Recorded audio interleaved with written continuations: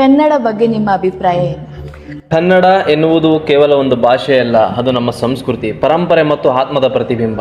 ನನಗೆ ಕನ್ನಡ ಮಾತನಾಡುವುದಲ್ಲ, ಕನ್ನಡದಲ್ಲಿ ಯೋಚಿಸುವುದೇ ಒಂದು ಹೆಮ್ಮೆ. ಯಾಕೆ ಅಂದರೆ ಬ್ರಿಟಿಷರ ವಿರುದ್ಧ ಮೊದಲ ಬಾರಿಗೆ ಯುದ್ಧ ಶಸ್ತ್ರ ಉಪಯೋಗಿಸಿದ್ದು ಇದೇ ನಮ್ಮ ಕರ್ನಾಟಕದ ಕನ್ನಡ ಮಣ್ಣಲ್ಲಿ.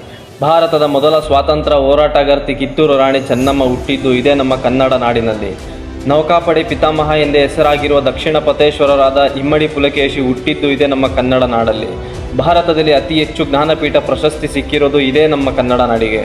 ಭಾರತದ ಅಧಿಕೃತ ರಾಷ್ಟ್ರಧ್ವಜವನ್ನು ಭಾರತದಲ್ಲಿ ಒಂದೇ ಒಂದು ಅಧಿಕೃತ ಸಂಸ್ಥೆ ಮಾತ್ರ ತಯಾರಿಸುತ್ತದೆ. ಆ ಸಂಸ್ಥೆ ಇರೋದು ಇದೇ ಕನ್ನಡ ನಾಡಿನಲ್ಲಿ. 67% ಏರೋಪ್ಲೇನ್ ಮತ್ತು ಹೆಲಿಕಾಪ್ಟರ್ ತಯಾರಾಗೋದು ಕೂಡ ಇದೇ ಕನ್ನಡ ನಾಡಲ್ಲಿ.